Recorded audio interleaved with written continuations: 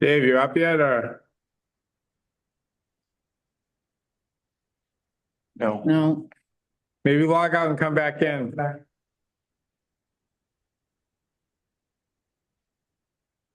Okay, well, welcome. Oh, Yeah, it's, log out and come back in. Don't look at droid. Terminator.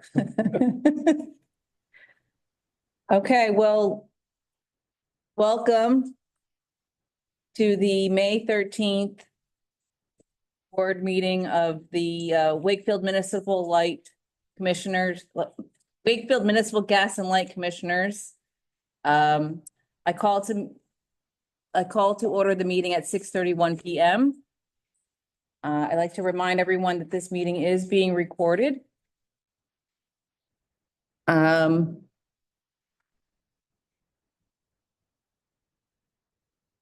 do not have any specific remarks.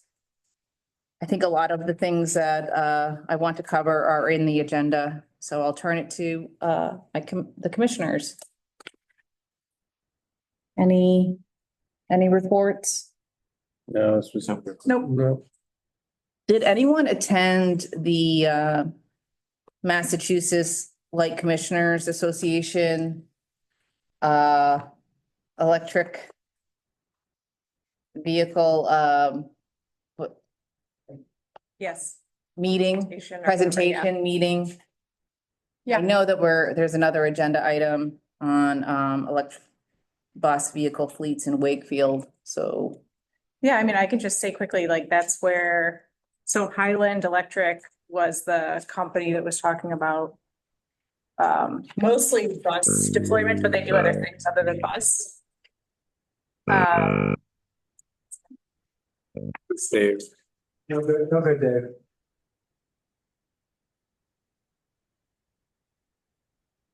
So, Joe, can you help Dave get on? I don't know what I think his are. I think it's his mic on his computer. He could call in from his phone. You could just dial, I was gonna take it. Yeah, if you mute your PC and then dial in with your phone, Dave. Bless you, Olivia. Okay. yeah, so that's where Highland Electric presented, and I made contact with them afterwards, which then resulted in the meeting that's happening tomorrow, basically. So I can explain more about it during the agenda item, but that's like the impetus for that. And that happened. It's on the 24th. Okay. I was like, it was April. late April. So it wasn't that long ago that all this kind of, took place, And good timing for us as we explore fleet charging. yeah, absolutely.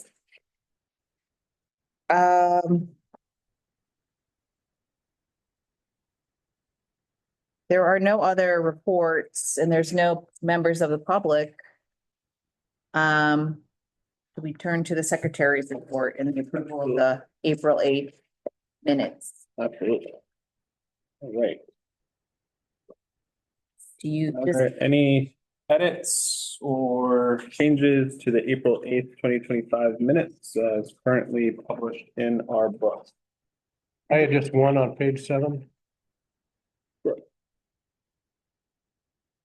Right in the middle of the cybersecurity paragraph. It says Jeff explained that hackers are not looking for simple information any longer. Then it says they lay in wait. That should be lie in wait.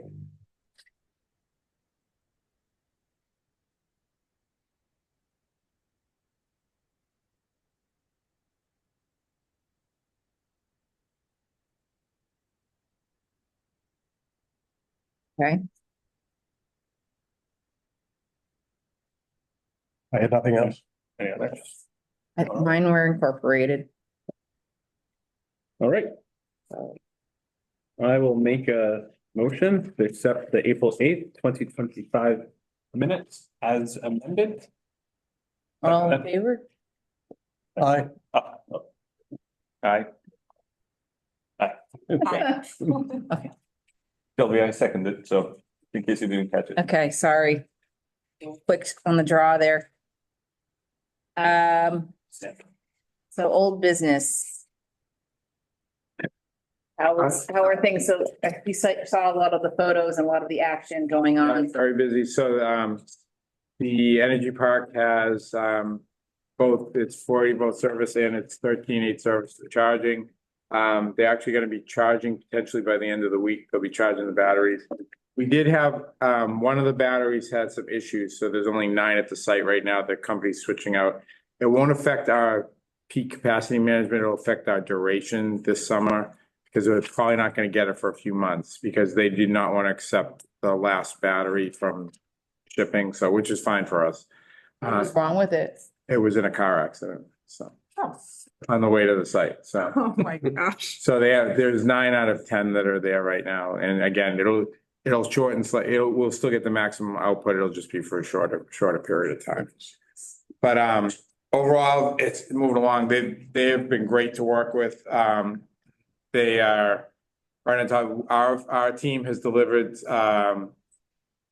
everything they've needed on time, and so they've been moving right along, and despite the rain and everything that we've had, they've done a great job. So we anticipate that by the end of this week, we'll be charging batteries and testing and going through that. So we're still on target for June 1st, basically for the batteries to be available for the June capacity. So one of the things that we did want to talk about tonight, though, on the Energy Park was the financing. Right now, we've been paying out of pocket for, everything that's gone on, for site work and engineering and everything that we've done. And we're actually we could go to pooled financing right now, but we're actually recommending that we hold off because we can actually cover it with cash flow right now. The issue that we're gonna have is that on June 30th, we probably won't have 3 months cash on hand.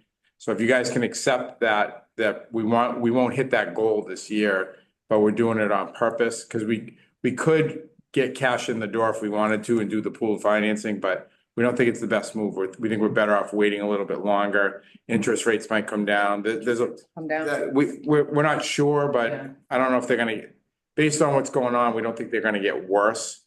But who knows? I don't see them going in that direction. If anything, they might come down. So we're better off holding off. So our cash position will get a little bit lower, especially we have this July 1st, kind of deadline if we're gonna measure our cash for the year. So we need to understand that we could still do the financing and get cash in the door, but I think it's not necessarily the best business. So Mark and I are recommending that we hold off. As we talked about, and that was kind of one of the things, like, the only drawback was that, we do have a published goal that, talks about, a certain cash position, which is, we just wanted to talk to you about that. Number one. And number two, it is, I think, prudent to kind of delay the financing a little bit because what we would be faced with is doing one tranche. It's on page 43, is that the cash flow analysis. So, and this is the same chart that we've presented to you before. It's just updated with, some newer numbers. We'd be faced with 2 tranches of financing, which, like one now or before June 30th or whatever, one this spring, and then another one this fall after a lot more of the equipment, gets installed and payments to do for that. So every time you issue debt, you have to pay the accountant, you have to pay the lawyer, just like closing on a mortgage for your home, it costs you a certain percentage of, you know what I mean? So it would be more cost effective to go out and finance one big lump than have one and one, than have half and half. So that's the other, piece of, the economic model that we were looking at as well. So the only thing that would be driving us to do a preliminary tranche right now would be to meet that cash number, which I think is, so as long as the board understands that we might not meet that cash number on that specific snapshot in time. And the number is, Long run, it's more cost, yeah, it's a snapshot in time. yeah. But is that significantly the main reason why the cash has been going down for the last several months? Correct.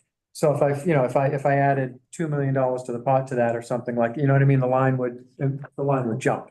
Because with what's been going out the door is we've been self-funding the site work, the excavation, the foundations, we've been all of funding that. Initial deposits for equipment, Yeah. switch, you know what I mean, that type of stuff. So, So when are we planning to go for financing? Probably this fall. That's when the next payment is due. So that would be, The next thing will be the switchgear and the generators that are gonna be coming at the end of the year. We have deposits down on those, but the large, the big hunk upon delivery. yeah, And is part of the financing going to be also replenishment of the cash or not? yeah. That's what's, yeah, it's gonna come right into, yeah. Okay. It's gonna come into the door, because we're advancing it. We didn't take out a construction, we have no financing on it yet at all. We did not take out a construction loan. So as of end of February, it's 1.56, right? That's the cash ratio. Yep. How low would you get with this payment? It'll probably be down at one or a little bit less As of June. as of the end of. June, as of June, if you know what I mean, if we keep self-funding. But the other thing, as you notice, what's kind of happening, when you look at the chart, it always takes a dip in the January, February timeframe, because what ends up happening is we're advancing. We're paying the Sprague bill, we're paying the MWIC bill, and then we render bills to our customers, and then so there's that lag. So we're always kind of behind the eight ball with collections, only because of the billing lag, and we have to pay MWIC upfront and Sprague upfront. And then the money for the winter gas comes in April, May time, you know what I mean? Yeah, it comes in March, April, May, because February gas comes in March, Yeah. March gas comes in April, so. And That's May, what you know, that divot in that, January, February time period is. and then we start the collection season also. It's actually, the number is much lower than it used to be, but there are some habitual people that don't pay all winter because they know they don't have to. And then when you get back into May, you start to collect again. I think I'm missing something major. Why would we not finance now if we think the rates will be exactly the same? We're not sure that they will, Versus- but they won't go up, and we're gonna finance twice. Right, so Okay. every time we finance, every time we go out there, like I mentioned, I said, okay, you have to pay the attorneys, you have to pay the accountant, so it costs money to close a loan, and if you close a bigger loan once, it's more economical than closing two smaller loans. When were we going to, I mean, when were we planning to? The initial plan was to do two tranches, like I Yeah. said, one in the spring before June 30, now, in Yeah, the now and then- timeframe. And then again, when the next big hunk of, because the site work is it's not done, but it's, It's 80% done. yeah. 75 to 80% done. Winding down. We have the generator foundation and then the back wall. And so, I mean, we're moving along. Yeah, the The biggest work is removing the granite. Yeah. A lot of the big stuff is done. So it's equipment purchases, setting the equipment on the foundations, that type of stuff is what's ahead of us. And those are gonna be the biggest expenses. Correct. Yeah. Correct. By September, we'll be back up to normal. Probably not by September. I was thinking like October, November. Like a 6 month. So, I mean, the other options, not the other option, but there is an option available to us. God forbid if something drastic happened, Joe and I actually met with Haley on. Monday? Tuesday, yeah, I'm all discombobulated, I'm thinking it's Wednesday. We met with Haley on Monday from MWIC, and she's the pooled loan guru, and there is, or there would be, a construction loan facility revolving line of credit available to us if we needed to pull, for some strange reason, if we got into hot water on that, so that would be available to us, if we needed to do So that. in July or August, if Right. we were having an issue. Right. So what we were gonna do was, we were just gonna kind of self-fund, term it out. And then in the fall, and then, come July 1st, self-fund, and then term it out again, and without going through because again, the construction loan process costs a little money to set that up, and, but without terming it out, that process is available to us on a short-term and cheaper basis than going. If we need it. If we need it, right. So there's an escape hatch there as well, if needed. Where are we now with cash on hands? Because we're in May, March and April. Right, I haven't, You haven't run the numbers, I've okay. closed February yet. Okay. I don't have March, April closed yet. But he would be screaming out if we didn't have money in the bank, I would know it. Is that the yardstick he measures, Yeah. I come in his office screaming at him? What is the rate these days? Over 5, just over 5. Okay. So compared to, and I wish I had the audit with me, but I mean, the other debt that we had issued, before, all in, I think it was a weighted average around 2.5%. But, you know, so that The was, building was the last one we did, right? so the building, yeah, we refinanced a lot of that debt. And it was in the tubes. Yeah. Yeah, so the building has got what? And we chopped some off the end of the term on that as well. Yeah, we did, yeah. So we're at least, I think we have 5 years or less on this building. Yes. And so the things that are financed are the building, the substation, the generators, and the battery, the first battery. And most of the generator is almost fully funded, Generators and the batteries were dwindling down there as well. yeah. It's this. We accelerated the payment on the generators a while ago, so we're kind of drawing off what we self-funded early. The battery it was basically more or less like a lease financing. It was pretty simple. So yeah, and the building, when we refinanced it, I think it was at least 2 years ago. We refinanced it for 7 years and we're already at least 2 years into it. So we only have like 5 to go. When is the next audit? Well, we're a June 30 year end. So they haven't finalized, but I have all the numbers for the June 30, 2024 audit, but they still haven't finalized it yet. And we're waiting for the town. We're waiting for the retirement board numbers is what it is. It's nothing that we haven't given the auditors. They were done in September. Oh, yeah, they reported out and In November, our November meeting, like they always do, and it's just. that one number that we always wait for is later than usual because there's probably a lot going on. It's on the town side, yeah, so. So are you able to tell us like how much of this drop in the cash right now is attributed Yeah, to the battery park or? at least a point and a half, yeah, so. Yep. So we'd be at 2.5 anyway if it wasn't for energy costs. We just looked at that, just, yeah, it's a little bit bigger. Oh, that is big. Yeah. So it's definitely going to have an impact on this audit. Yeah, Next audit. This is Of course, actually. correct. this is Back out of it, yeah. Expressed as, the ratio is Hey. expressed as a number of months, because the goal was 3 months, so this is a number of months. So yeah, then just add that. Yeah, yeah. Number of months. But Yeah. this is dollars, isn't it? Oh, is this? No, this this is months. Oh. Yep, Okay, it's all they're both months. number of months. Okay. Yeah. Yeah, if you could just add that for the future. Yeah, on the legend, yeah, on the scale. Yeah. I can do that.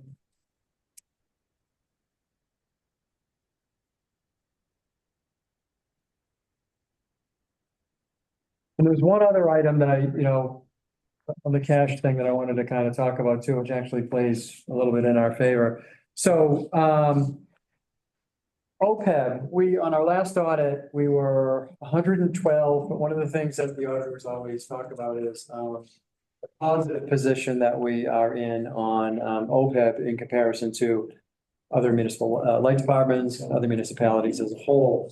And they say that we're just, we funded it and we're, leaps and bounds ahead of other governmental agencies.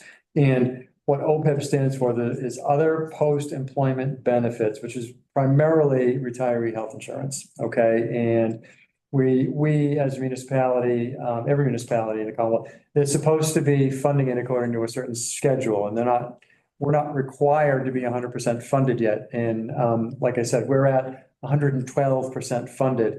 And one of the things that we could do or can do actually now that we're 112% funded is we could actually peel some away from that and actually pull out of the investments and actually use some of it to pay for out of pocket for health insurance costs. It's kind of an investment that we can pull on because we don't have to be 100%. We don't have to be 112% funded either. So that was one of the things that came up at the meeting in November when we were talking, and we decided at the time, it's like, yeah, that might be something we want to do is pull a couple $100,000 out of that, something like that, to help fund our health insurance. And we can still do that. We still have time between now and June to do that, but again, when Pete and I were talking, the recommendation is maybe we wait a little bit on that right now for two reasons. Health insurance costs are going up and up and up, number one. And number two, the gains that we've had on our ball of investments is, well, again, it's just it's an investment portfolio. Were, because it gets measured at June 30th every year. That 112% number is actually 100% market driven. So it's exposed to the ups and the downs of the market. So, the market itself could take care of that 112% and drive it to 100% or 90%. Dave's, Yeah. he might be getting in on this phone. Yeah. So, Did he call you? Oh, no, probably my family. so that's kind of the, Idea. kind of the back and forth on what's going on with the OPEB investment. And, again, it's not, the investment portfolio, I think is $5 or $6 million, but the amount that we could take out of it would be, it wouldn't move the needle a lot on our health insurance bill. So I'd feel more comfortable leaving it in only because of the market gyrations that we've experienced recently. There's just a lot, pick up a newspaper and you can, see what's going on in the financial markets. So, that's the other item that I wanted to discuss while we're talking about. So I think overall, our cash position is not at a crisis, and we do have some resources that if we did have a crisis, we could do something about it quickly. As Mark said, go tap some of the OPEB money and also go get a construction loan if we wanted to, which we don't think we need to do. So other than that, we're trying to inform you that those are kind of business decisions that we're trying to make, that I think are in the best interest globally.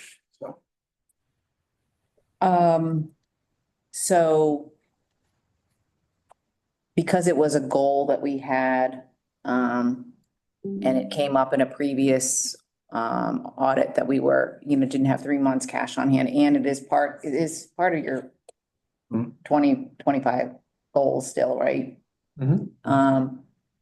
Is there any concern from like the auditor's perspective that it would come up as a deficiency, or is it just our goal that? Usually if we're in conversation with them, they'll make a note of why we were at a certain place. Because our position is changes 365 days a year. Right. So if they know that they're taking a snapshot in time on Yes. June 30th.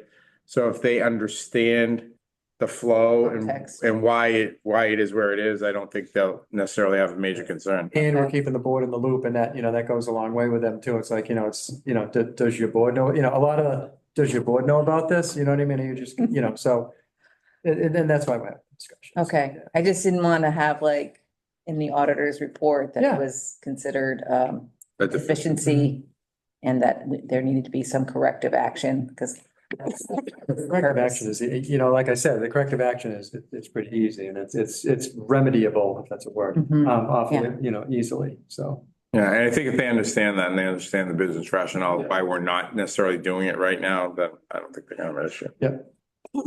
And they know it's gonna be set in the fall, Reset. Yeah. Okay, Yeah, so we just wanted to have that discussion, make you guys. are you looking for a, No, I think it's just a point of information. Yeah. I mean, Okay.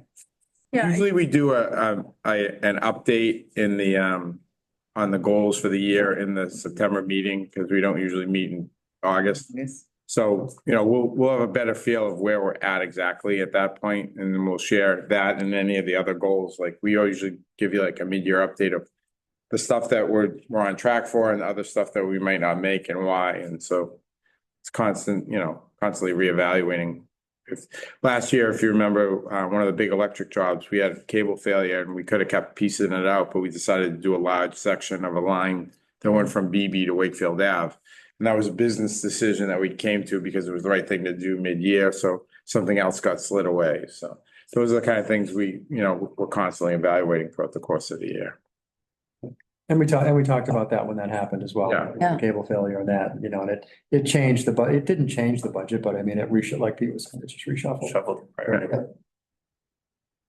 Yeah, I mean, I think I'm fine with it. It definitely makes me a little nervous because I don't think we know the economic impact from some recent events. And so I'll be interested to see like July when it gets hot, if customers are still paying their bills and like everybody's still economically sound.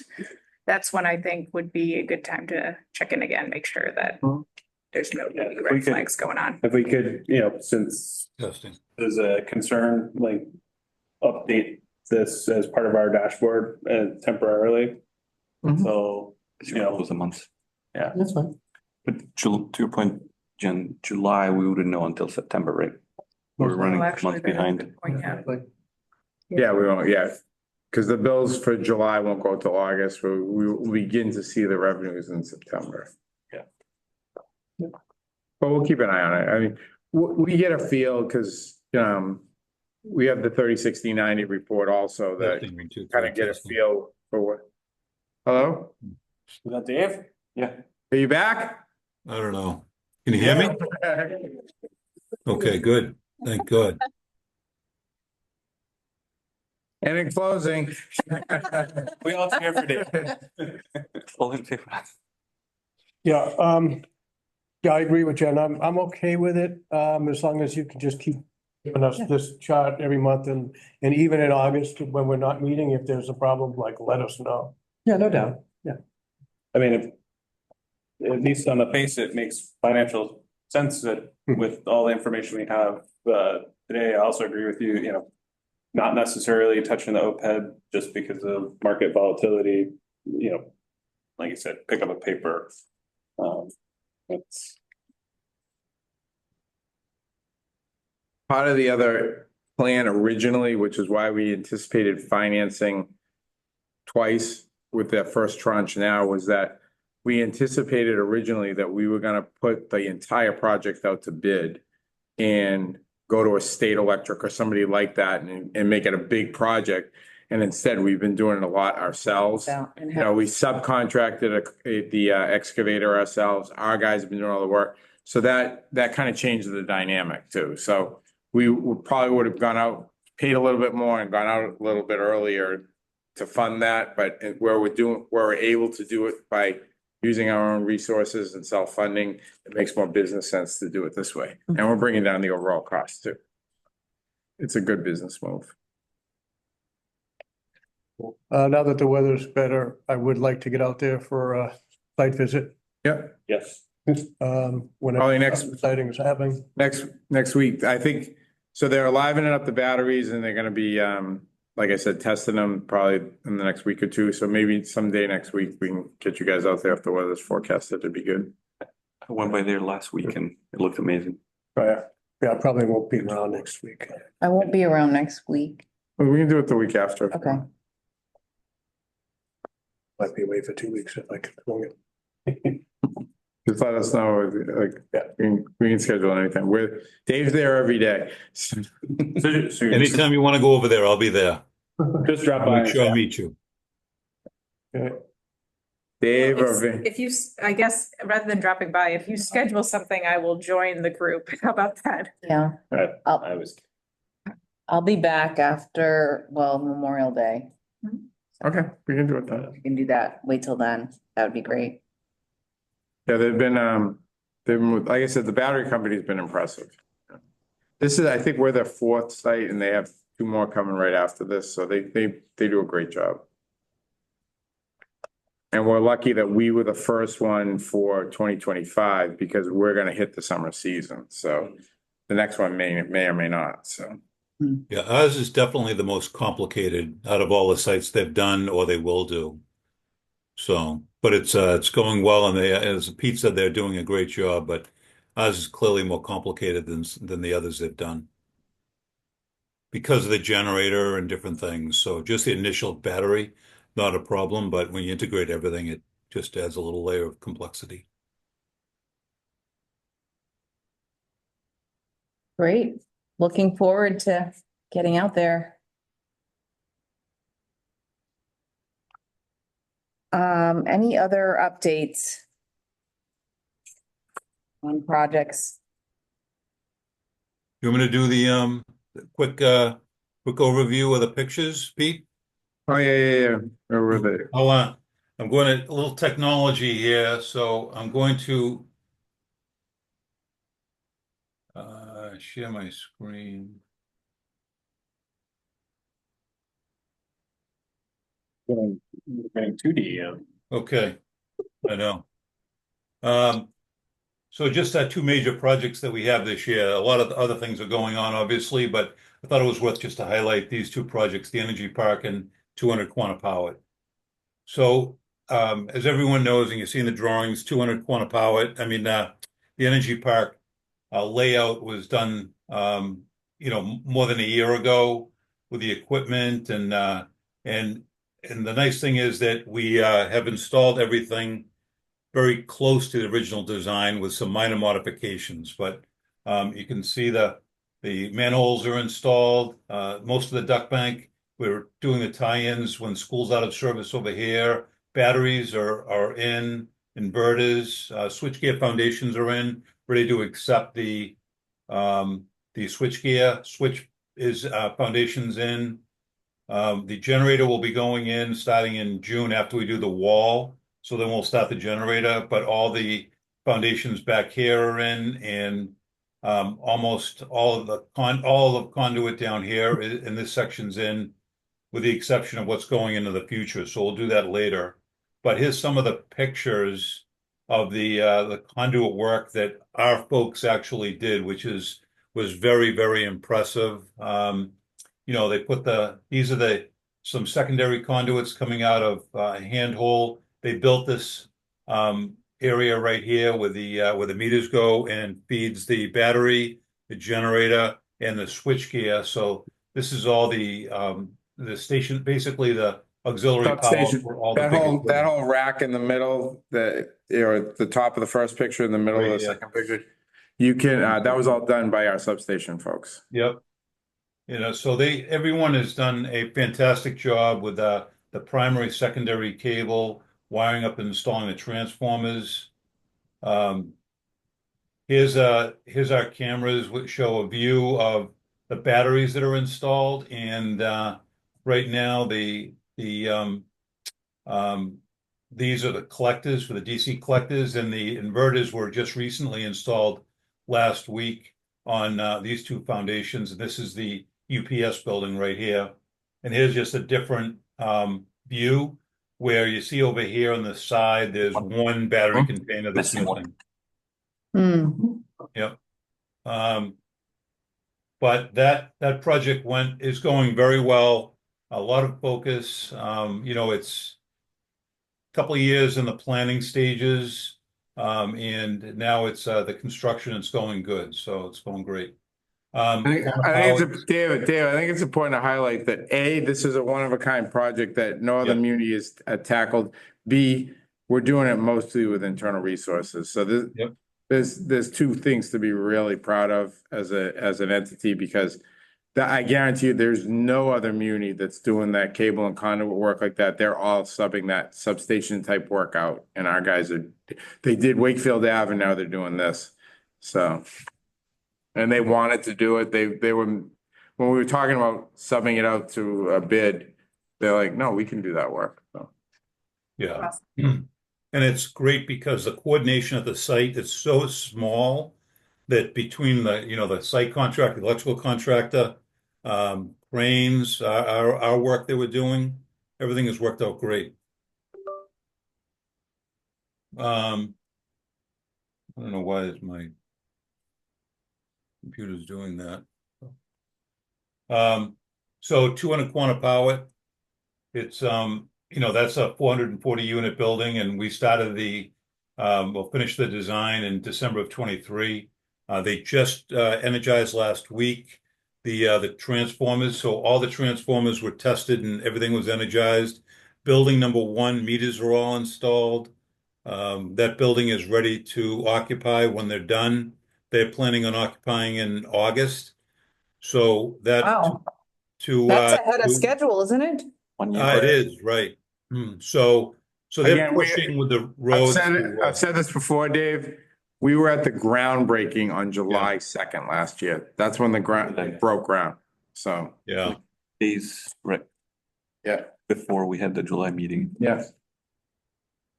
So it's that project, it's impressive how quickly that's moving. But again, this is an example that the site contractor paid for and installed all the civil work, the manholes, the duct bank, foundations for switches and transformers.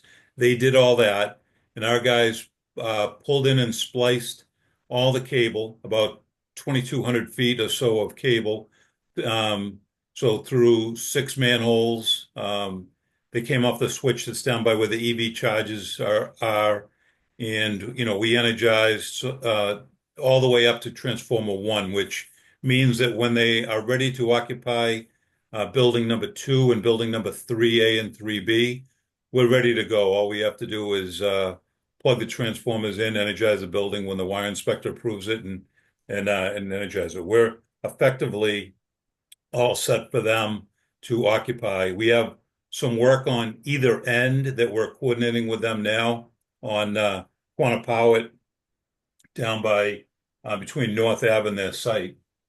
So here is an aerial view, a drone view of the size of the building, which is very impressive. Just to let you know, this is the garage that Pete was talking about. This is portion of building number 3B. This is 3A. This is 1 right over here, and they're working on building number 2 over here. Here's another view of the duct bank and manholes. They come in between the duct bank, the old duct bank, or the cable and conduit system came in by the water, but it didn't not between the building and the lake on that side of the site.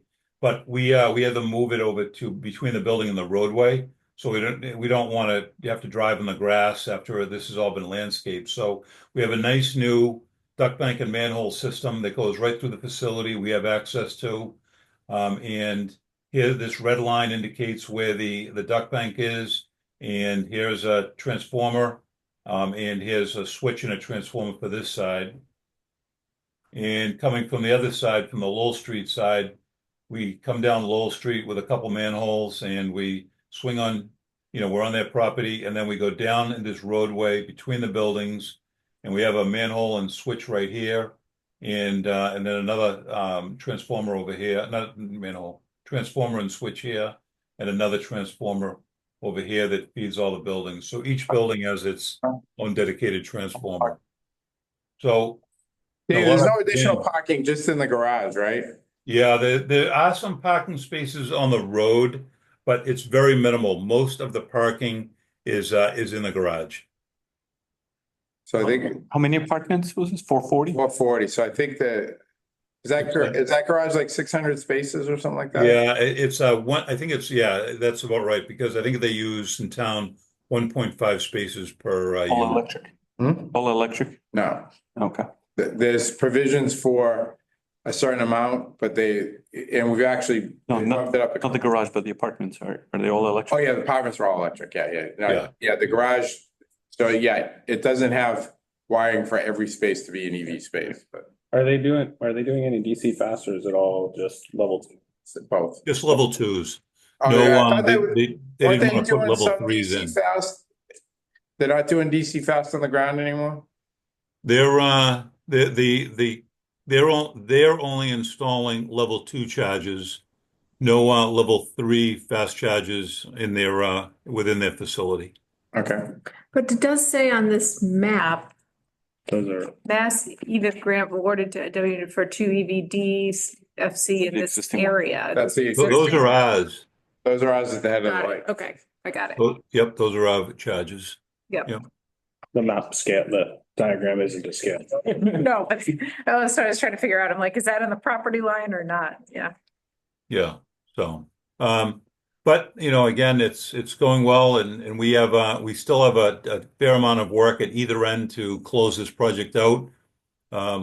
We have to go under a culvert, put a manhole on the other end to tie into the existing electric system, because right now it just ends at the end of their property, and we need to extend the cable to tie it in going towards North Ave.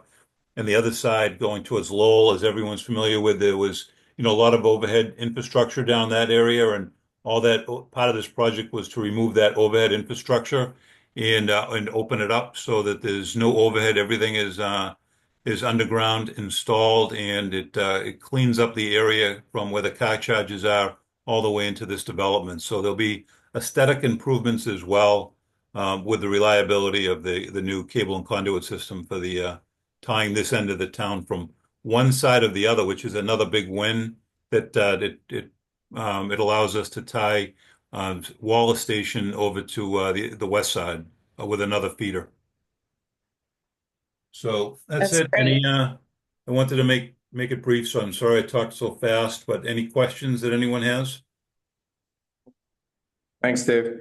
Okay, Thank you. Yeah, thank you for Thank all the you. work. I know, been a lot.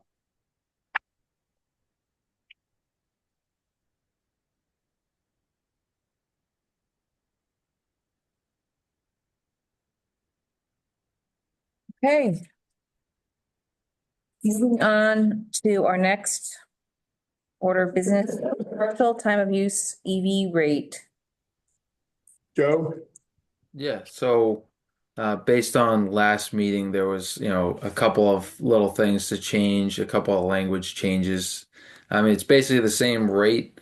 It just has some of those corrections that we had discussed. One of the things was adding the language about peak hours, and then the other thing was making it more defined as far as where, is it CEV time of use A or is it B, and trying to put some language in there for the cases that we think should be in those cases. Um, so I don't know if anybody has specific questions, but I do think that it does kind of cover the what we had talked about.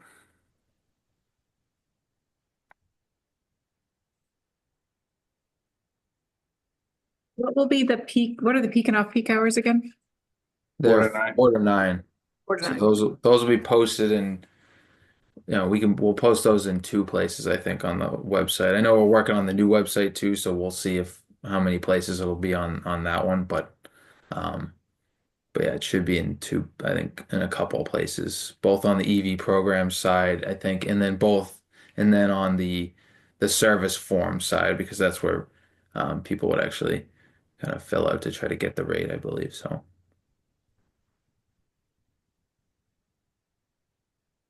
So there's no other questions about it. The plan would be to begin our June meeting with the public rate hearing. So we'll post it as 2 separate meetings. The first meeting would be a public hearing on the rate and followed immediately by our board.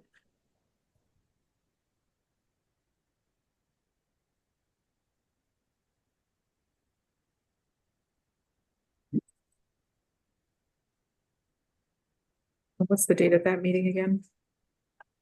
I just want to make sure everybody can make that date too, Currently June 4th. June 4th.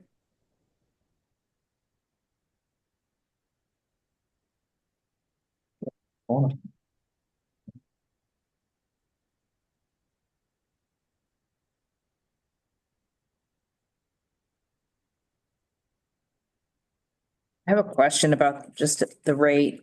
Will customers just self-identify?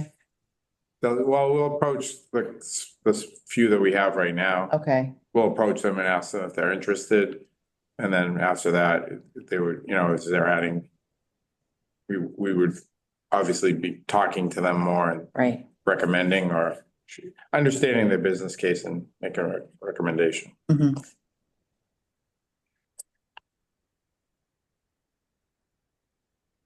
Is 200 Quantapowhat a CEV TOUA candidate? it depends on if they would be opening the chargers to the public. I think that's the kind of determination. So if it's just usable with inside, like people who live there, let's say, or have that access code, so to speak, I think that would fall under the A. But if it's public charging where anybody can go and charge there, that to me would be more B, because you can't, the behavior is a little bit harder to control at that point, where it's less in the scope of, the owner of that complex, I think is the logic. Would just kind of scenario, I know that they're not planning DC fast, but if they were doing DC fast, I would think that, say they open those up to public because they have a restaurant. Could they have two rates? Like, could the DC fast be on rate B and the parking garage? If on they rate do it A? like that, they'd probably need a separate meter. Separate, so Yeah. it'd be contingent on infrastructure supporting the two different rates. It would depend on how they were gonna feed that DC fast. Most likely it would need a separate service and it would be metered separately also. All right.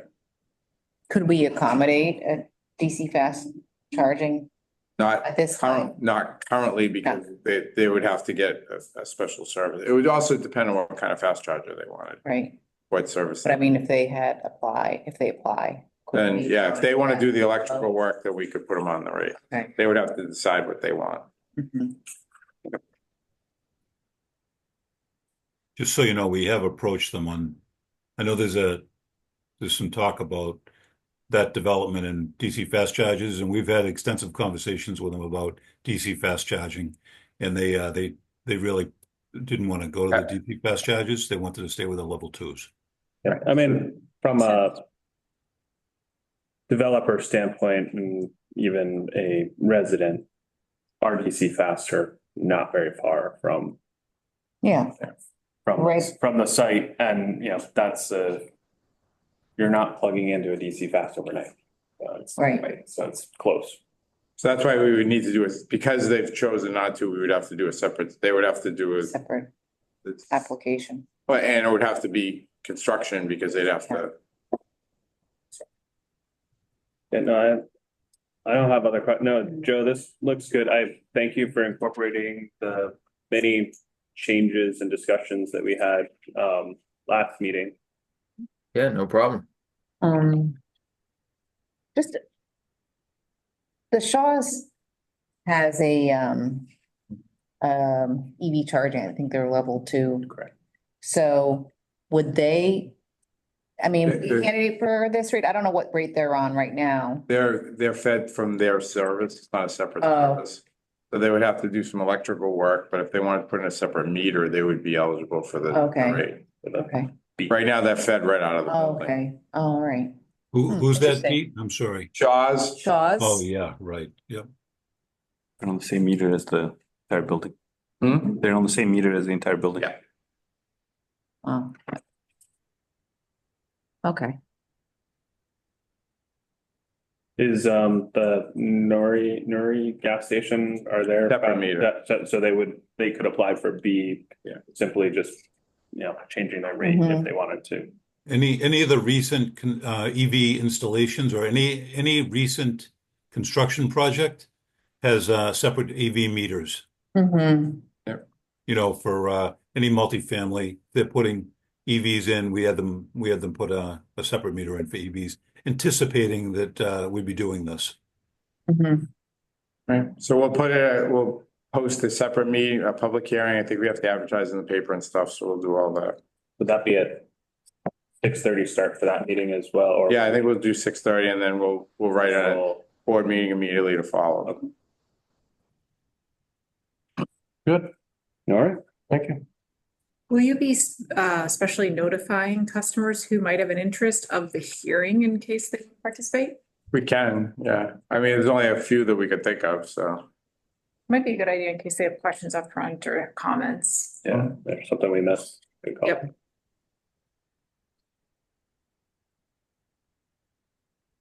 Good. I think you did a great job. That looks great. We don't have that many comments this time. Set us down with your updates. There we go. Back on top. In the middle. Hey, Nobody can stay mad at Joe for long. That's a direct quote we got.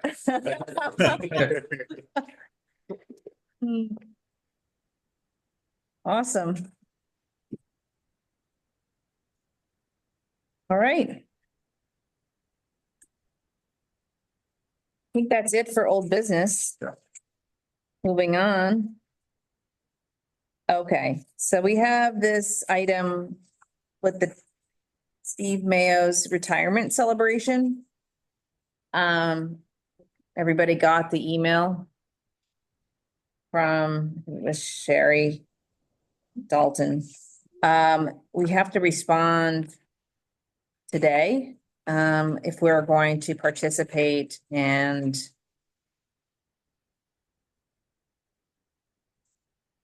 the multi-level celebration. I think there was a. Do you have the email? Mhm. I'm just on the agenda. Can pull it up. Oh, right. Oh, here we go. I think I have it here. Very helpful. You want me to? Administrative. Want me to share this? Yes.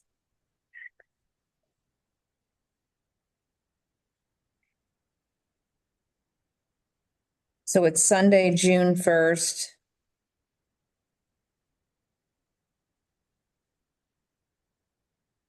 And they have an agenda. So it seems like they're going to have, they're inviting both public and private volunteer groups. And,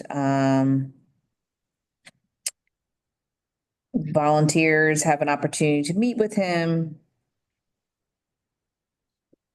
from 11:30 to 12 PM, and then from 12 to 2, it's open to the public.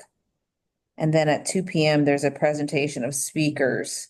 And there's also an opportunity for organizations to set up tables. So We can set up, we'll have a table set up where we can do stuff that we typically do. Probably highlight some of the projects that Steve was involved in. Like probably have a board with some pictures like of the energy park that, we were able to do together, some things like that. The Wallace substation and the energy park were both built under Steve's regime. So those are two big things we could do like This building too. yeah, actually, yeah, you're right. I think this started before Steve, but then it was in Steve's, yeah. how long has he been? 17 years. Mm-hmm. Yeah, he was.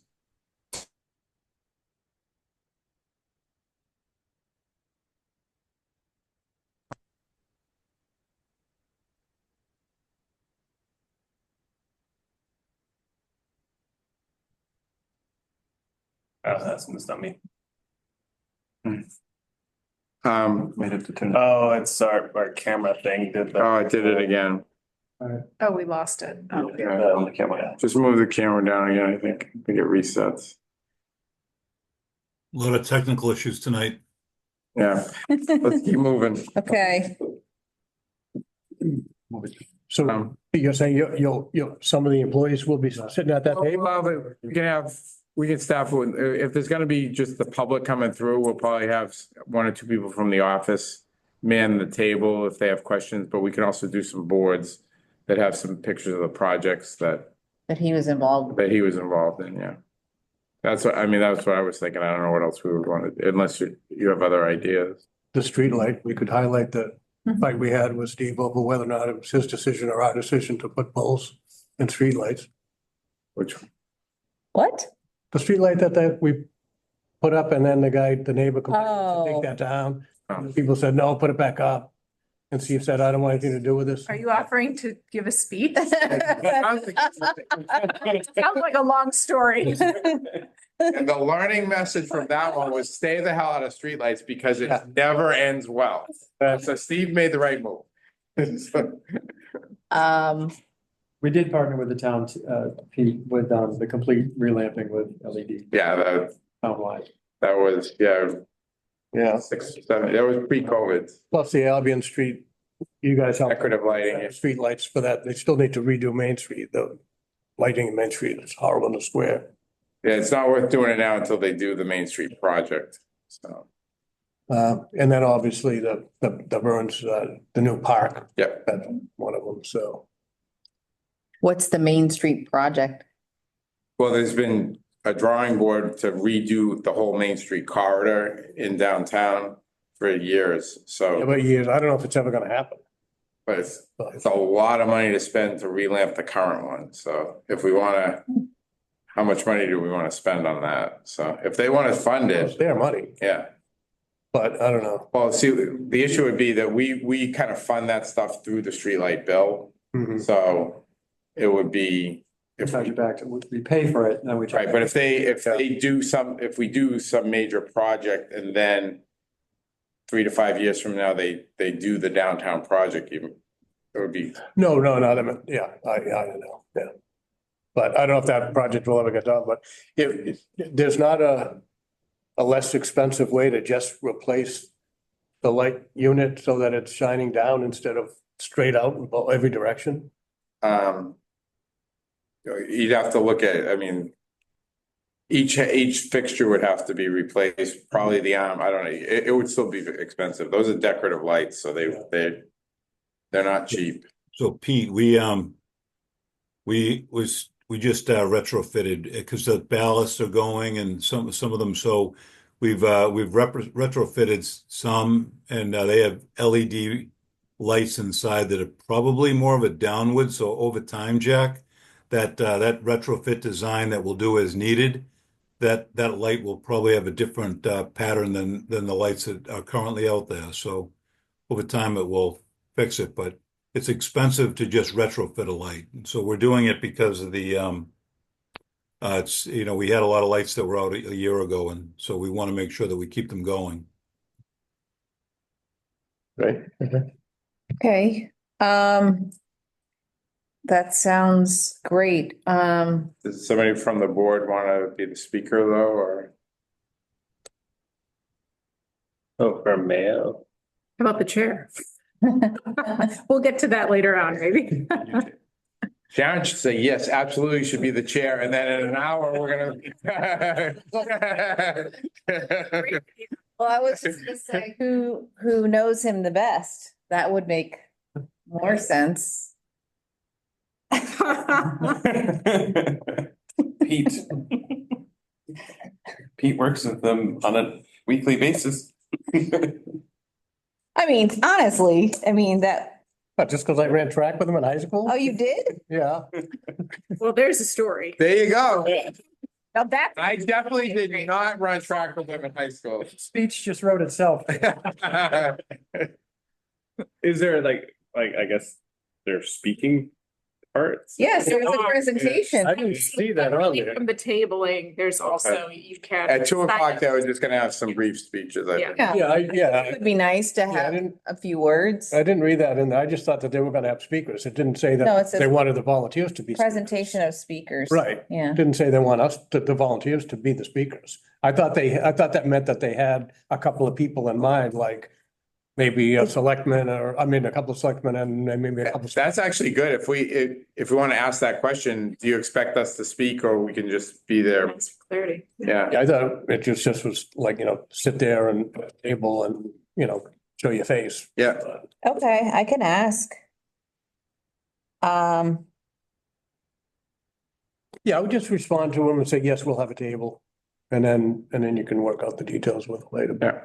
But yeah, they're looking for an answer tonight, right? Yes, Yeah, just tell them, yes, we'll definitely participate. We'll have a table and we can figure out the other details.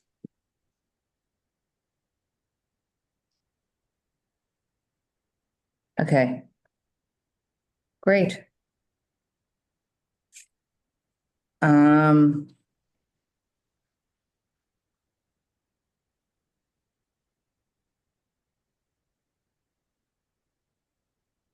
If they are looking for speakers, though, should we just, is anyone Take it under interested? Advisement, I guess. Huh? Take it under advisement, I guess. Okay. Because it's June, so we're not gonna meet again before this happens. Right, no. I mean, I'm happy to deliver a speech, but may need some assistance in Writing. We can find Writing out one if they really need it. Let's Yeah. ask the in question. the. There's gonna be people, there's gonna be That have known him for a very. Right. people that know him for a long time. There's departments that, like, our department is a little bit separate. So like, there's departments. like, Okay, I don't think we want to fill up airspace if we don't have to, so. no, I'm just saying we're not gonna be meeting again, so Yeah.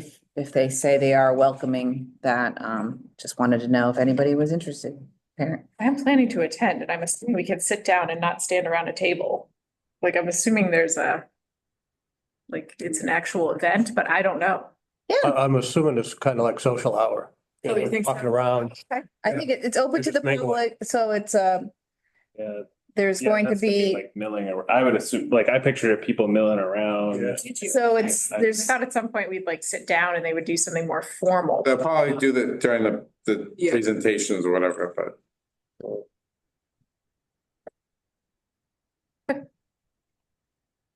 okay. But if tomorrow we could talk to Ann about getting some boards made up, that maybe like, thank you, Steve, and then some pictures of the different projects we worked on together. Yeah, if you have a list of the projects, I can get them over to her and see if she has any pictures. They'll have pictures of all of them, yeah.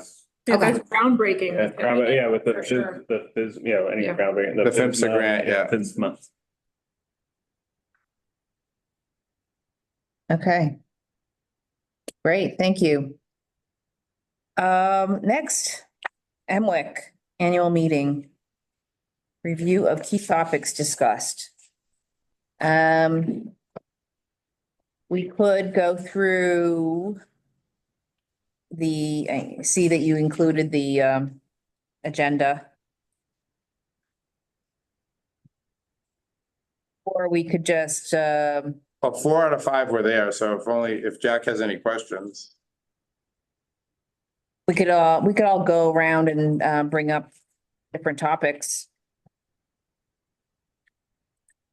I think that what was interesting was this, there was a presentation on integrating the bidirectional chargers into connected homes. And there was some talk about the Mass CEC program pilot. Yeah, Liv looked into that. There's only 11 vehicles that can participate in that right now. So the only one that we have is actually the Lightning. So we're doing the paperwork for the grant, but it's only one of the 11 vehicles that are eligible for that program. Okay. But I think it's even, sorry to interrupt, but it's even less on the residential side. So a lot of them are like school buses and things like that. As far as the residential side, it's just the Ford Lightning, Nissan Leaf, and then the Kia EV9. So it's just those 3 vehicles exclusively, I think, that would be integrated into the bidirectional program through Mass CEC. And I did finish our application for it. Okay. So we submitted one, even though it's just the Ford Lightning, we'll just see what happens. They are only level 3 chargers though. So we did kind of look into that, and Dave and I have been in communication if that will even work in our facility. Yeah, the level 3 that they want us to use as a 40-volt charger, it would absolutely not be worth it for us to do. We'd have to bring a whole separate service into this building. And Okay. it makes no business sense to do that.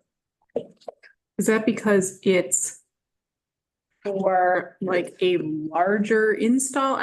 Sorry. It's just it's very limited, the chargers that they're allowing you to use in this particular program. There'll probably be others over time, but in this particular grant program, we would have to run a whole new service to this building to participate. Interesting.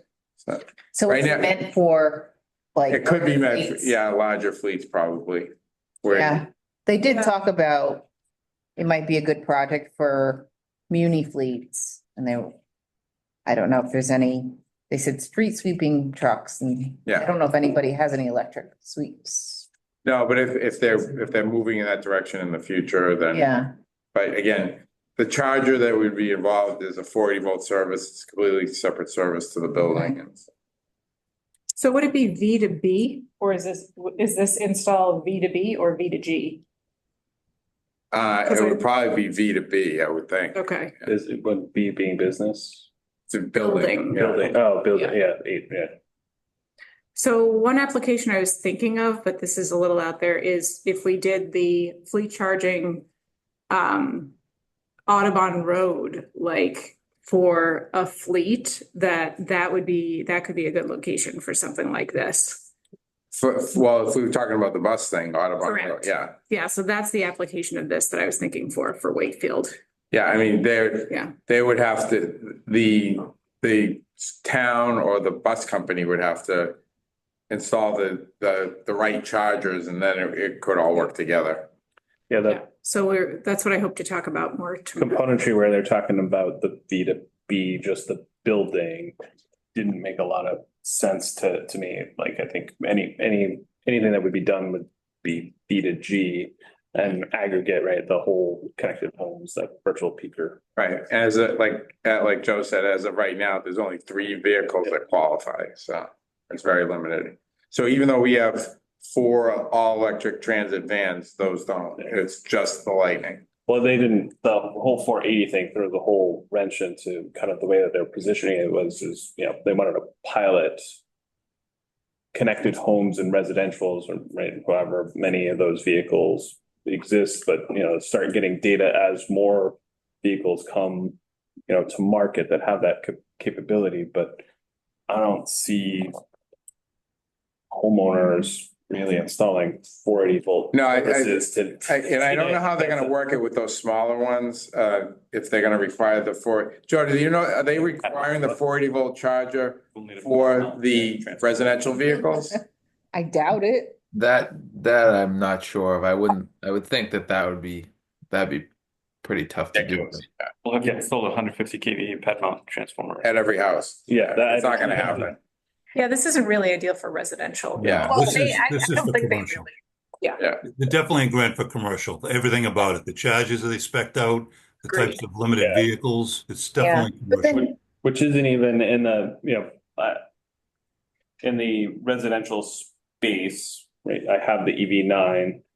They were talking about the, you know, manufacturers are going to start rolling this stuff out, and EA sent an invitation with the residential level 2 charger that does B2G, B2B, and integrate with solar. So they are starting to think about these programs. And we'll probably start getting requests at some point, because one of the things to even buy the charger, your utility had to sign off on it in order to bring those capabilities in. mhm. So they were talking about this Mass EC program pilot, but then they were also talking about connected homes. Right, it was Dispatch? kind of two Two separate, yeah. So, and they were talking about, the call to participate would be what they currently do for connected homes. It'd be maybe 4 to 5 times a month. $10 per kilowatt incentive, Yeah, kilowatt hour he's incentive. getting a lot of pushback on that. Yeah, I don't think that number makes any business sense whatsoever. So that's why, and again, she's in the conceptual phase of the program, and she's already heard a lot of pushback on that number, so. okay. I mean, on the worst day we've had in the most critical time, we were paying $3 a kilowatt hour, not 10. And that was on the biggest crisis we had Okay, on Christmas Eve, 3 years ago. And so the $10 number is crazy. where's that coming from?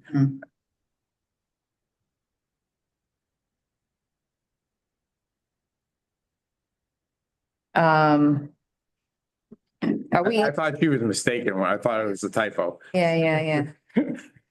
So, are we even interested in that type of a program? Not with that number on it. Yeah, I mean- Kind of offering.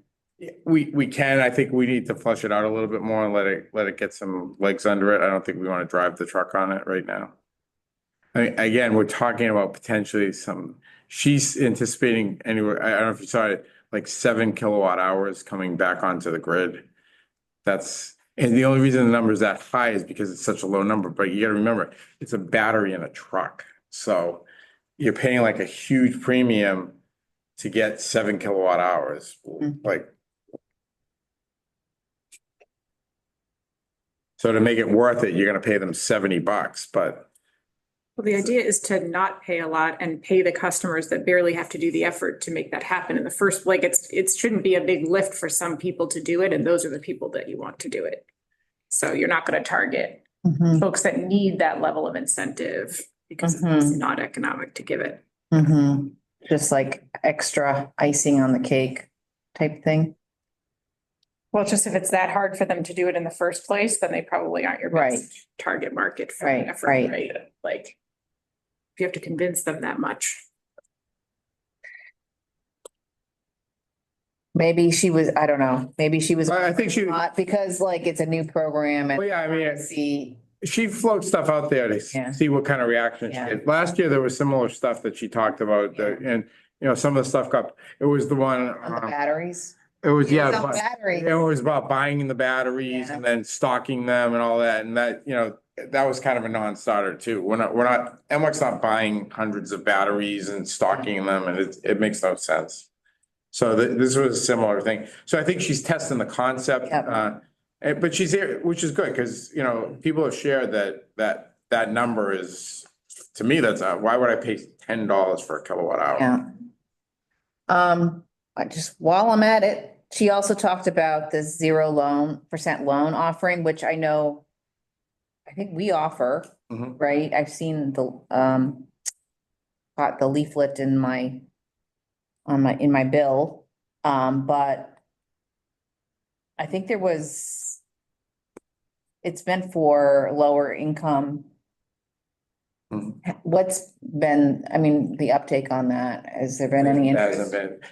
Again, that's a challenge in that marketplace, is that when they're low income, even if it's 0% loan, it's a tough sell, because they're worried about paying their electric bill next week. They're not worried about these upgrades, you know, right now. Right.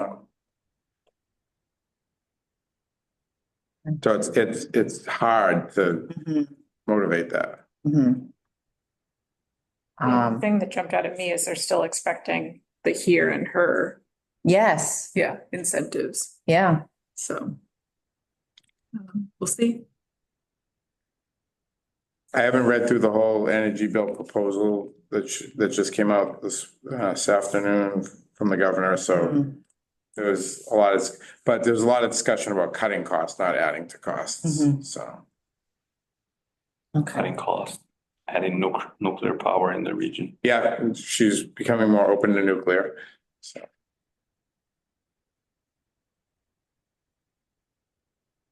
Any So other comments or?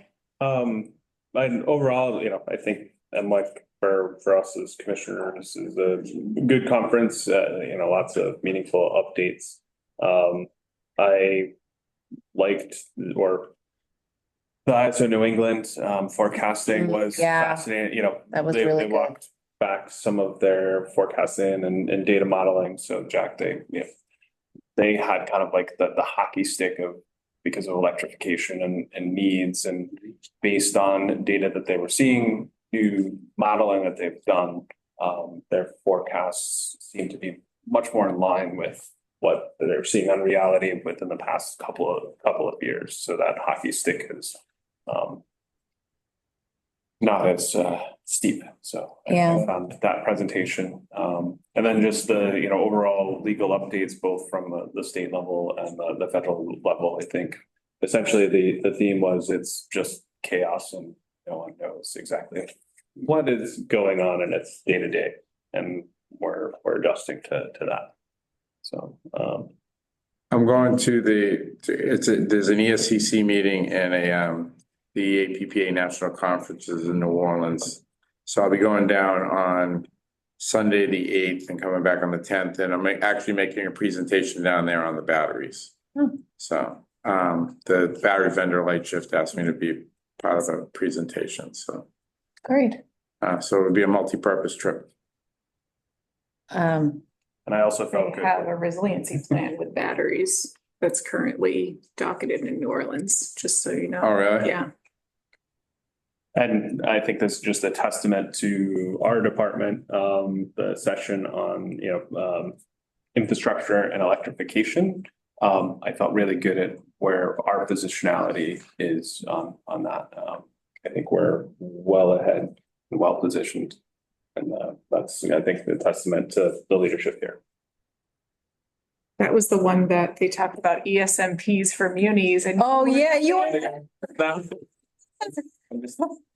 But no, I mean, what came out of that is like MWEC was saying they can offer like help to munis to look at their system at a more granular level, but we are already doing that on our own, so. They were offering a template, an ESMP light template We thought, oh no. for munis. It's like, That might change with the legislation that came out today, so. Yeah, the other thing I thought was interesting about the long-term forecasting was just the granularity. So they now have forecasting at, I think they said the county level and the hourly level, so it's much more granular. So yeah, and they take in climate, weather, I saw you. more Yeah. years, yeah. so there's 23 weather stations that they pull data from Mhm. across New England, and they incorporate that into the long-term forecast now. And then the hourly, and then they also in the past, one of the reasons they downgraded EV adoption was because they base their forecast on a lot of policy programs and what the expectation of uptake would be. But now they have registered vehicle information. At the county level? At the Yeah, county it's level. at a macro level, yeah. And they're using actual data, registrations to inform their forecast as opposed to they've always overshot on EV adoption, and now it's much more based on reality. But that should be the case for like, let's say a year or two out. We still have to forecast for the policy goals by 2050. We have to be ready regardless of whether the adoption is there or not. My 2 cents. Yeah. And I think Yeah, and some of we're in a good path for that.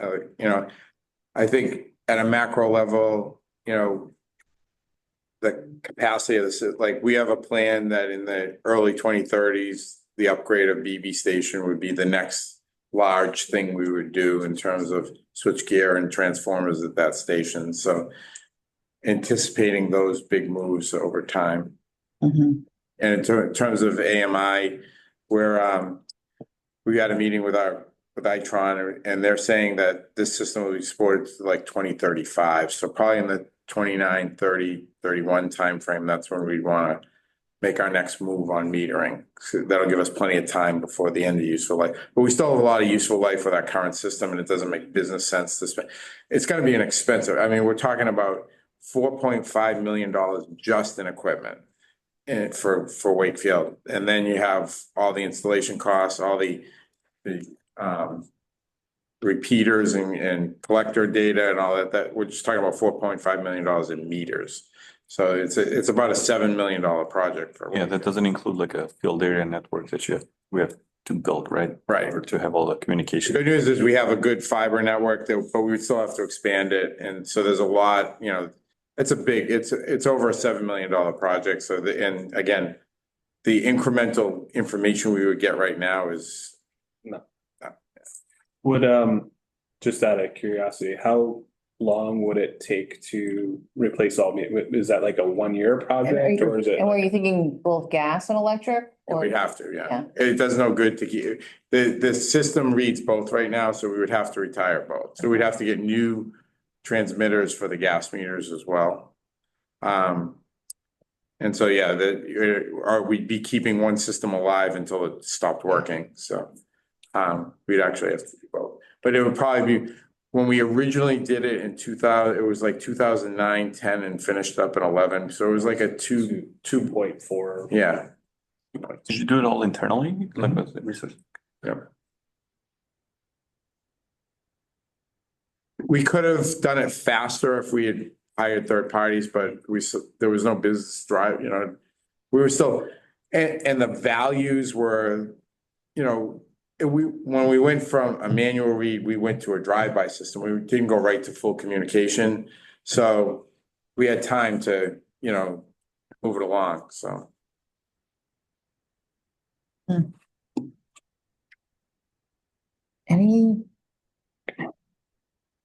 Pete, what'd you think? Any I mean, I think you've covered, Covered everything? I've covered it. I think that, yeah, I mean, the forecasting is huge and I'm glad the ISO's on top of that.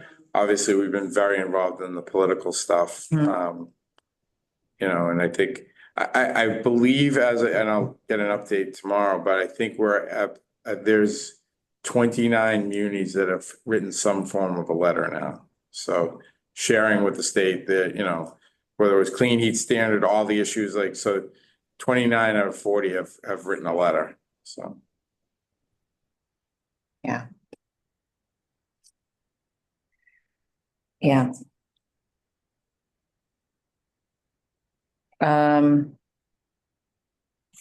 Yeah, I heard, I don't know, I can't remember who said this, but that all of their goals, the state's goals, you know, for decarbonization are in part funded by federal money. And so that is a big concern.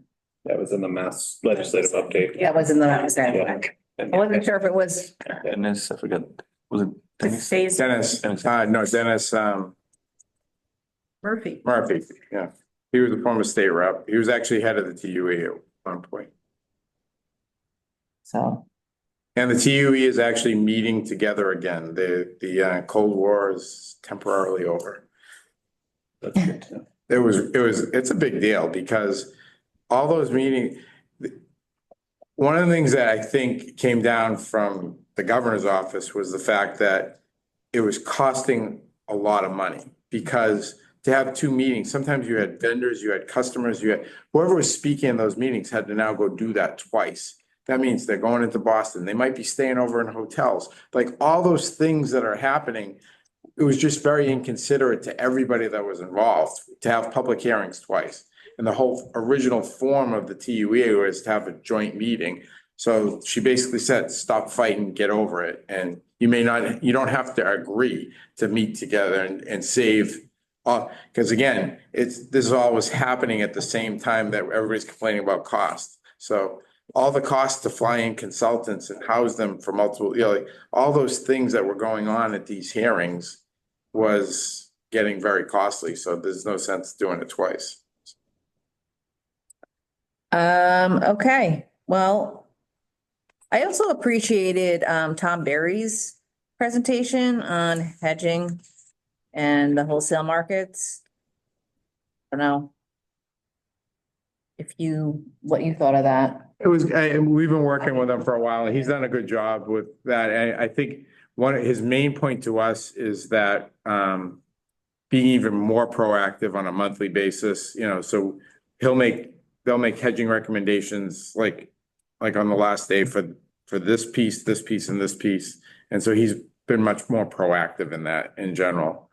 And I think one of the things he said, you know, well, why are we buying at 10 when we could have bought at 7? And if you're trying to time it all, but if you Right. continue with a common strategy, Market. Yeah, you have to be consistent. be consistent with it, you know, yeah. Make peace. Consistent and incremental. So, and I think we've been doing that now for quite a bit. He really started probably second half of last year into this year, so. Okay. Great. All right, so that leaves us, our next agenda item is electric bus vehicle fleets in Wakefield. Yeah, so I have been participating in a lot of different conversations from different groups about electric bus and other types of fleet vehicles over the last year. So the Environmental Sustainability Committee on that group, of which school committee is participant, they've been talking a lot about like electric, whether the town could lease electric buses instead of leasing, you know, other types of buses, and whether that's an option, and how do you get vendors to, you know, to bid in contracts, you know, bid electric vehicles into their contracts. Erin Kokinda, who's our economic development coordinator, has been thinking about an EV shuttle for town that would kind of do a loop around town. And then we've been working on ideas around economic development with fleet charging, where I guess that old data center was, right, where we have additional capacity. Well, the data center was actually at, Oh, is that? right there, I guess we have additional but the capacity, it really comes out of Wallace. And when we built Wallace, part of their original reason for building Wallace was to feed that data Yeah. center. But at that time, we also brought capacity to Audubon Road. Okay. And so there's extra capacity to Audubon Road. So there's also physical space down there that could potentially house. So I don't know if that's the only place they're thinking of, but if that's specifically like that end of the world, there's capacity out there that's Yeah. readily available, including like some circuit miles that are already out there that would require relatively minimal infrastructure work if a large bus fleet went up on that end. Depending if it was in a different location, there may be more infrastructure work required. Capacities there, it would just be a matter of like physically where the load would be and what infrastructure work, but out on Audubon Road, it's relatively lower because again, when Wallace was built, we brought extra capacity over to that side of the world. Yep. Then there's this commercial electric rate, TOU rate that we've been working on. The CEC grant for vehicle to grid charging for larger vehicles, right, and fleet vehicles. So there are kind of all these conversations that are related. And so when I was on the call with Highland Electric, does these kind of vehicle fleet investments for lots of towns in Massachusetts and across the country, I said, where do towns charge their electric vehicles? Because what if you're in an Eversource or a grid town and you could just charge in Wakefield? Wouldn't it be more cost effective if we had, you know, a charging depot for either buses or some other kind of vehicle, right? Would somebody drive, you know, to the next town to charge? And I was also thinking about it because parking spaces at schools are relatively limited. So having a bunch of buses charging there is not really the best use of parking space. So they said we'd be extremely interested in talking with you about that idea.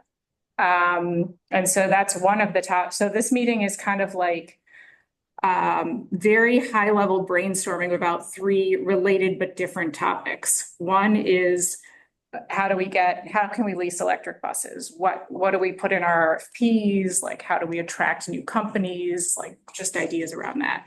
Another one is, you know, electric shuttles, like, you know, how do towns do this? Like, thoughts around that. And then the last one is this idea for WMGLD about like a charging station for fleet vehicles. And do they have any interest? You know, what would we do next if there is an interest? So that's really what the meeting is about.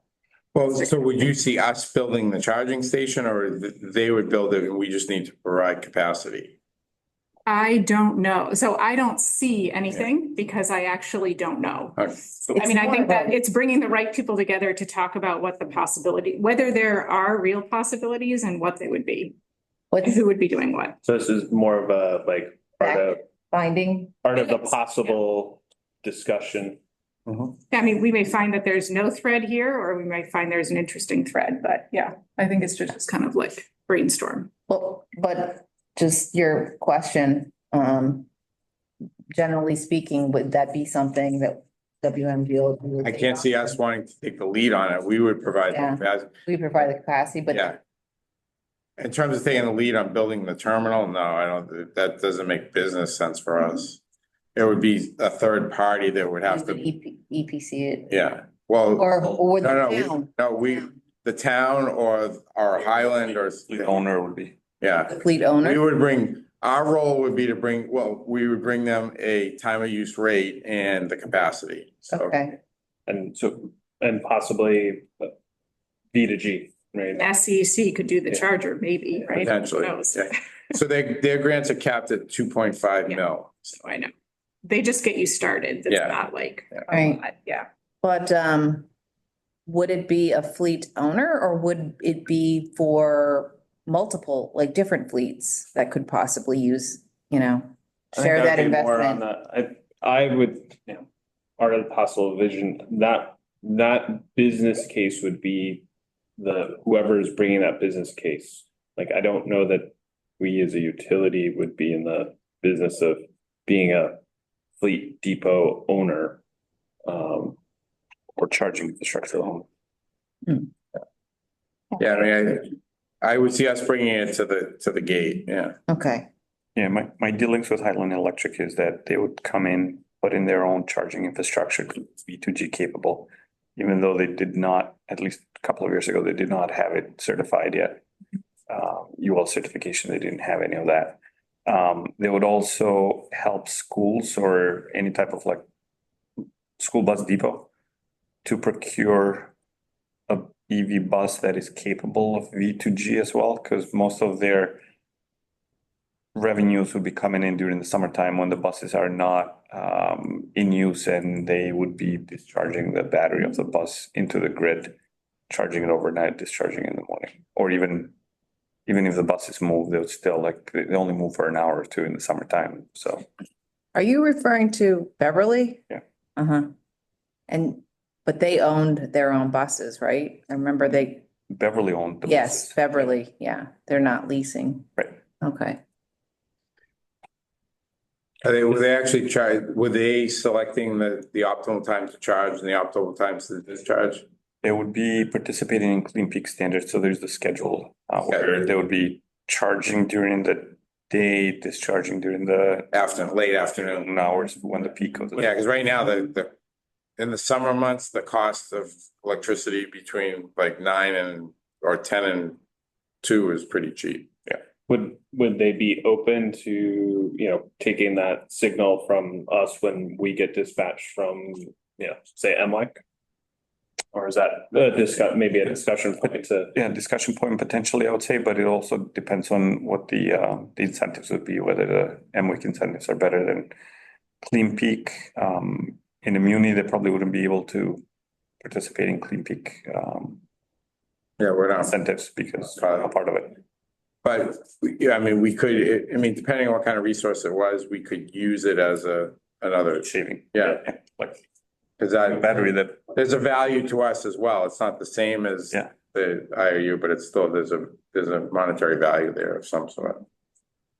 Yeah, I mean, the way I see it is this is a little bit different than a lot of other things that have done before. So I don't know the roles of who's doing what and who's contribute. Like, I think that would need to be worked out because it's not exactly. I mean, we would have to develop, right now, they may not want to be on the time of use rate. They may want to participate in a different way through a B2G and, capacity management kind of model.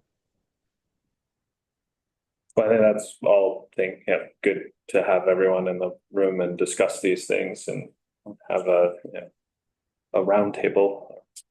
Well, so we're not going to get very far in a 1 hour discussion split 3 ways. It's more to say like, is there something interesting here and who are the right people to meet again? If yes, so if Highland's gonna be in the meeting, we might want to focus on item 3 more than the other 2 right away. However, the superintendent of schools is going to be there and we would like to do his part first, which was how do we the leasing electric. I don't think that will take as long, but then he can leave if he's not interested in staying. Would it grow out of the Highland discussion though? Because potentially, but the thing is that I don't know what I don't know how all these things connect because I don't know what the timing is for the contracting. So I don't think we're going to all solve it tomorrow, I guess. I think we're going to need to take more time. I think your initial, there's the 3 parts that are interconnected and related, but they are distinctly 3 different parts. Yeah. So yeah, we want to make sure we get to the 3rd part, but I want to make sure that, we also get to one of the near-term questions, especially if there's an upcoming school bus contract that's going to be renewed. So. Good to know. Is anybody interested in attending tomorrow's meeting? It's from 3 to 4, 4 to 5, 4 to 5. And it is on Zoom as well, right? Yeah. Yeah. I'll let Tommy. I'm gonna be remote, but Joe's gonna be here, so. And Jen, thanks. Or Olivia's gonna be here and Joe's gonna be doing drywall, one of the 2. Olivia said I'll go, but Joe, you have to go to my house and do drywall, so. Okay. I think a few of us might be, I mean, are you joining? I would like to join. I am like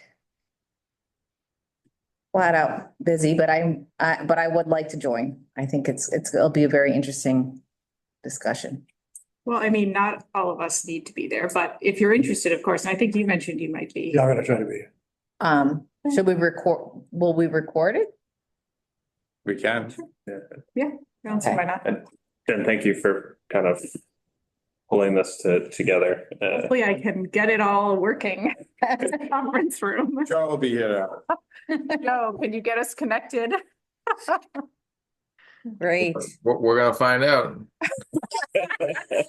Let's put it this way. Moment. If the grumpy accountant can do it, you can do it. I know, I'm just joking with you guys. If I don't make it on, somebody please introduce the meeting and kick it off. Joe will get it up and running. Yeah, no problem. Okay. Great. Next, board reorganization. So we had an election. Congratulations. Congratulations. Congrats to yourself as well. I'm glad, we're both on the board again, for another 3 years. So we talked, I think we're just want to confirm that changing of the role, changing of the guard. I believe, Tom, you're next in line for the chair role. And then Jen, are you? Jen, are you in secretary? Secretary, or I forget. So unless Elton wanted to step back into the rotation, it would be, Jen would be the next one. I don't think so. Huh? I don't think that's a rotation because we Well, discussed it. Well, when you stepped out, Tom would be the next as the chair, and then the next secretary would be the one who's furthest out, which would have been Jen. Cause Tom, after Jack, it was Sharon. Because it was me, then Sharon, now Tom, Yeah, and then it would be, Jen and then me, right? but you've been out of the rotation, so it depends on where you want to, if you wanted to step back in or not. No, I'm fine. Okay. I'll So let it then go. the next person up would be Jen. well, I'll make a motion then that we vote Tom in as the new chair and Jen is in as the new secretary. I'll second that. All in favor? Aye. Aye. Perfect. We have, just gonna say one more order of business is, Ben has been serving as liaison to the Sustainability Committee. Oh, yeah. And I just wanna see if anybody, that's usually a 1-year term. Or 2 or 3. Lifetime. Lifetime member or liaison. See if anybody else would be interested in taking that on, and if not, don't, I'm not really interested, okay. so. If not, would you be interested in staying in Kind that of role? staying on. Okay, since you're doing such great work. On the opportunity. Okay, so do we need to take a vote on that as well? What do you think? I don't think so. We're not changing anything. Okay. Wonderful. Well, Sharon, thank you for your service as chairwoman. Been Yeah. much appreciated. Thank you for guiding. Yeah, you did, I mean, you've been on what, how long, when did you get appointed? It's been it'll be a couple years in Like, July. Yeah. July. Yeah. So it's almost 2 years. Yeah, so you've done great coming on and getting up to speed. So that's great. Thank you. Thank you all. You guys have been great. Great, I don't know, leaders or colleagues. I appreciate that. All right. Anything else? There's the executive session on collective bargaining. Yep. So, Well, I'll make a motion that we come out of the public session and go into executive session for an update on the collective bargaining and then to come out of executive session for the purpose of adjournment. I'll second that. All in favor? All in favor? Oh, you go, sorry. Sure. I, I'll let you have that one.